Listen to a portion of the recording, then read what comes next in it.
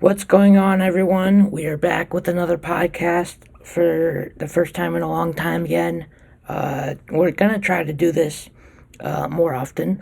I'm here with Zach, of course. Hello there. But yeah, we're trying to do this more often, especially with football season underway. I think we'll have a little bit more to talk about. Let's address the thing that happened this past week. Aaron Rodgers' debut as a New York Jet came out with a flag which was electric. The stadium was rocketing. I mean, everything. Aaron Rodgers' debut, the pregame, everything, the fans were ready. It was like they were really talking about, like, wow, we can go to the playoffs with this guy. And now, 4 plays in to his first drive, he tears his Achilles. He had surgery on it, and as we all know, Achilles injuries are bad. They are bad. The recovery, the no, the physical therapy that he is going to go through, it's going to be probably the worst 6 to 8 months of his life. I mean, I've heard that it is really, really painful, and NFL players have struggled with coming back from Achilles injuries, but they have done it before. But they say it takes a toll on you. My question to Zach is: we all know the timeline of an Achilles, but do you think he can come back for the playoffs if the Jets do make the playoffs? I I'd say if rehab goes well and he decides to, because it's all up in the air for him right now. He's probably going through it right now, taking the time to reflect and get ready for next season. If he decides, he said that he was going to play out his contract with New York and possibly even longer. So if and when he does that, and he feels strong enough to do so, I feel like, and they build a better offensive line. The O line doesn't do the chop box like he told him not to do. Especially on that play where he tore his Achilles, that's what they were doing. They chop boxed the defenders, and he doesn't like that. He doesn't want his offensive line to do that, and they were doing that although on those 4 plays, and one led to his demise as a Jet for this 2023 season. As long as the line shapes up and he's comfortable with getting back out there, then yes, I see him wanting to do more and coming back stronger and performing well next year if he decides.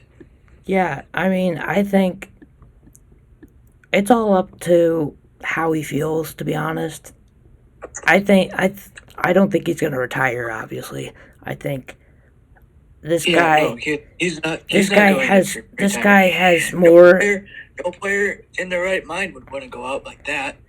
This guy has a lot left in the tank. Oh, definitely. He's got so much more to give to the New York Jets than just 4 plays. Um, but whenever that happens, it'll happen.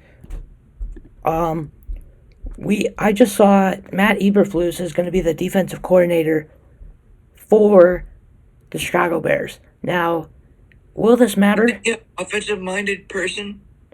Uh, yes, but does this matter? No. You know why? Because the Bears are going to lose at Tampa Bay.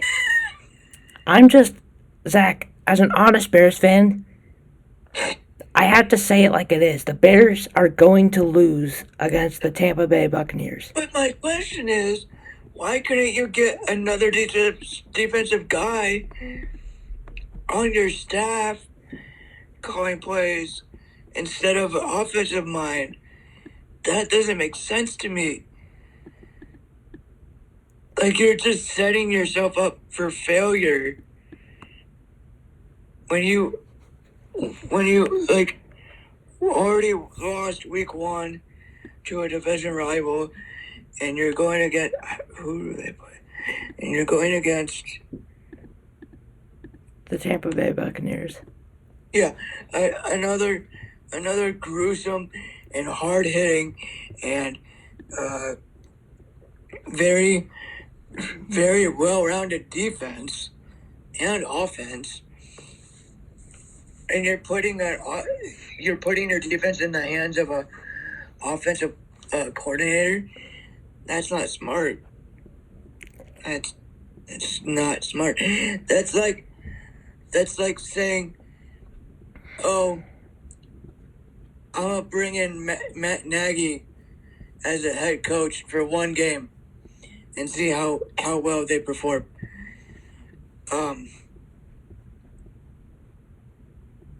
So Yeah. that's not good.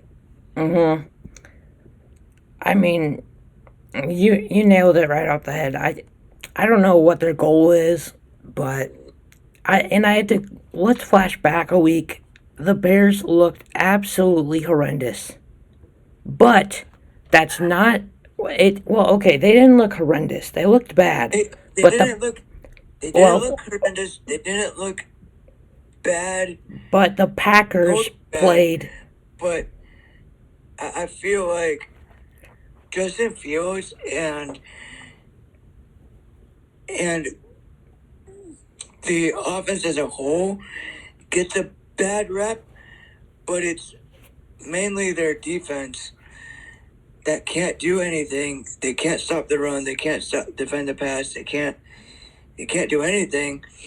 And then it's up to Justin Fields, his magical legs, his playmaking ability, and the horrendous offensive line. And it's not Justin Fields' fault for them losing games. Yes, he makes mental mistakes and throws into triple-double coverage or throws interceptions when he should have just, tucked it and ran. And I mean, like, those are mental errors in a stressful situation where you don't have a line and your only offensive weapon is Kmet and DJ Moore, and you haven't established a run game at all, so that doesn't help you at all. So it's not just Justin Fields' fault. It's the people surrounding him, and they just haven't. Besides DJ Moore, they have not set up a good offense nor a defense around Justin Fields, and they're setting him up for failure. And they're like, and I guess that they're like, oh, we'll get the number one, we'll tank and get the number 1 draft pick and pick up a quarterback. No, you drafted Justin Fields for a reason. You saw his potential. Now it's your job to go build weapons around him and create that offense that you want ultimately around Justin Fields. You can stop me whenever I'm wrong, but I mean, you can't tank and take a quarterback number 1 overall and then throw Justin Fields aside. You invested your time, money, and effort into Justin Fields. Well, I take that back. You invested your time and years into Justin Fields. You would think that building an offense around him would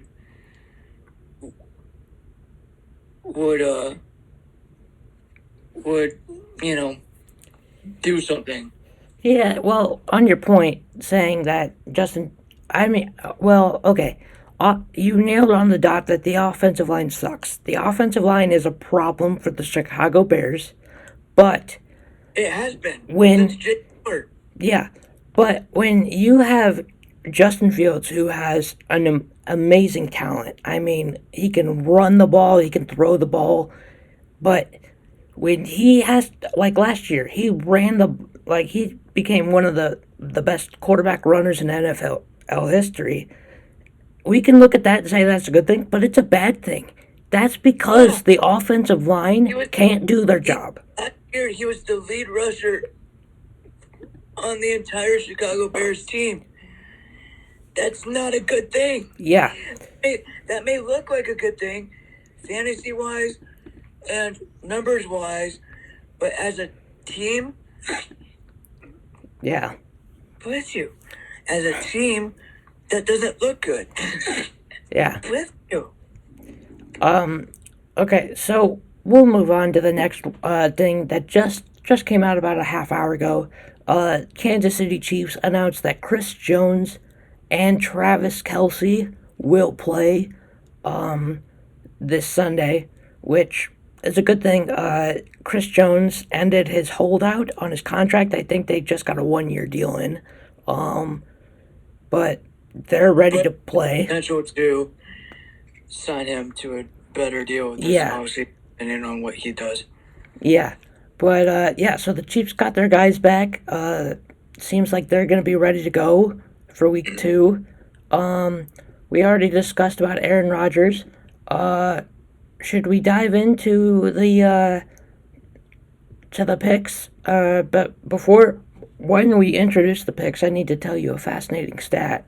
But if you have anything else that we need to talk about, What do you think about Andrew Luck coaching a team close to Stanford? I'm glad he's back in football. I mean, it's a good thing for him. I think taking a break. I mean, he went silent for a little bit. I mean, taking a break from just social media as a whole, I think, was a good thing for him. But it's amazing to see that he's back in football. Obviously, it's not as what we thought Andrew Luck is, but he's around the game that he loves, which I think is a good thing for football. And Steelers, besides George Pickens, it looks like the Steelers need a wide receiver. How are you feeling about Antonio Brown making a comeback? There is no. I'm gonna say this to everybody watching. There is no way Antonio Brown is going to play a single snap in the NFL ever again. After what he did on his last snap, there is no way Goodell will let this guy back into the NFL. Did you see what I tweeted? He's like, he's like, hear me out, and I quoted him, and I go, no. Yeah, there's no chance. All right. Addressing the elephant in the room, our NFL picks for week 1, we sucked. We sucked. As of right now, Zach is in the lead. He is 7-10. I am 5-12. So hopefully this week we're gonna step it up. But yeah, a little concerning there. Wait, hold on. Okay, I did the math right. Yeah. All right. Let's go to the first one. I'll read the list of games that we're going to say, and if you have any thing to add about why you want this team or something, just give a little holler. We're going to the first game, Packers and Falcons. Start us off. Packers. That's the route that I went to. I think Jordan Love is going to. He looked really good week 1. He looked really good. maybe it's just because it was against the Chicago Bears and it's a Packers quarterback, but yeah, they look really good. Falcons are 1-0 though, so who knows? And it's in Atlanta. Uh, Game number 2. We've got the Raiders and the Bills. Bills. I think Josh Allen and Stephon Diggs work it out and get chemistry and rebuild that chemistry and do a better job. Yeah, Josh Allen last week, 3 picks, 1 touchdown, 236 yards. I think it was just a bad first game. I think they're going to step it up at home. Yeah. Ravens and Bengals. And I will tell you that they are in Cincinnati. Bengals. Why'd you have to take so long? Because because I'm debating back and forth. I feel like it was just a fluke that, like, Natalie's here. The- Come say hi. I'll be up in 5. Okay. I feel like we just saw a fluke with the Bengals struggling, and I don't think they'll actually struggle this week. Okay. I think they'll get back on track. So Okay. again, we can look at the teams that lost this past week and say they'll lose again, but it's only game 1, getting rust off, minus the preseason, because you can't really count preseason. It's a slower paced game. So getting the rust off week 2 is a thing. So one game is you can't overreact to. Yeah. Next game, Seahawks Lions. Lions. That's what I had too. Dan Campbell is a madman. He's gonna eat your kneecaps.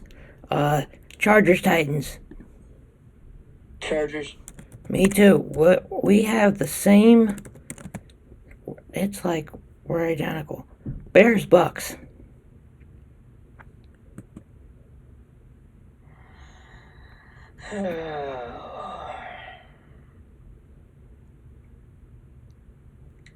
You see, I would like to think that the Bears would straighten everything up, but for now, I would say the Bucks. I agree. For now. I think the Bucks are gonna win. Chiefs Jaguars in Jacksonville. In Duval County. Huh? In Duval County. Chiefs. Me too. I agree. This one's going to be an interesting one. Colts and Texans. Indy. The Colts have owned Houston at home and in Houston for the past 5 years. So, Indy. Okay. I had Texans in that one, but we'll agree to disagree. 49ers and Rams. Ooh, that's a tough one. Yeah. And I will give you that they're in Inglewood. They're in SoFi.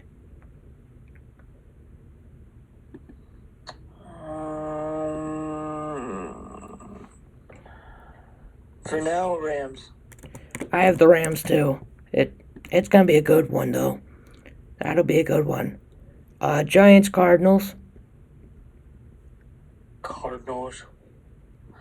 Unless they can, like, get that offensive line figured out for New York, Yeah, I have the Giants in this one, but as of right now, I have the Giants. But yeah, their O-line did not look good. Their Yeah. O-line did not look good. All right, we got the Commanders and Broncos. Oh wait, no. Oh yeah, we do. No, we skipped the game. Jets and Cowboys. Cowboys. Me too. They are not going to be good without Rodgers. Commanders Broncos. See, I like Russell Wilson, and I feel like they will do great on their offense. But I feel like Sam Howell is a sleeper, and I'm gonna be on the Sam Howell train all season. So I'm gonna pick Washington. Whatever you say, man. I got the Broncos in that one. We're riding all day. Let's ride, Bronco Nation. Broncos country. Whatever. That's right. Yeah. Game of the night, Sunday night. What? Get the same right, Brock. My bad. Sunday night. The Sunday night game on the NBC. This one is in Foxborough, the Dolphins and the Patriots. This one's interesting. What do you got? Dolphins. I do too, but in Foxborough, it's hard to win up in Foxborough, they say. It's a scary Foxborough is a scary place to play in. Especially if you're from Miami. But I'd say I would like to see the Dolphins win. That's what I got too. Alright, so hopefully we do better in our picks. We had a lot of the same picks, so our record would probably stay the same as last week, but hopefully we get them right this week. Zach, I think that's it that we have, right? I think that's it. I don't know.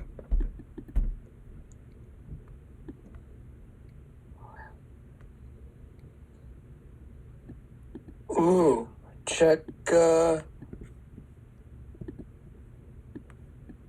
this out. What happened? Yeah, my Twitter page. Jonathan Taylor's latest Insta post. Do we have breaking news? Oh boy. Well, things just got interesting.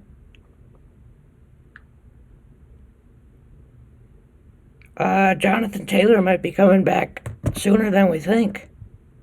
Yeah, let's hope so. That would be nice for the Colts. That would be. Hopefully he's available. They're in the two players that I wanted to see October 1st play are Cooper Kupp and Jonathan Taylor. Yeah. Well, I think that's going to be it for the podcast today. We are not sponsored, but we'd wish we were. Whoa, what? In 2 weeks. What are you forgetting? Holy cow. I forgot. Breaking news. Me and Zach will both be going up to Indy to tour the Lucas Oil Stadium. So, we could possibly make that a YouTube video. Video the tour if they allow us. But yeah, in 2 weeks we'll be going up there, which will be pretty fun. So stay tuned for that. But yeah, besides that, Jonathan Taylor's coming back for the Colts.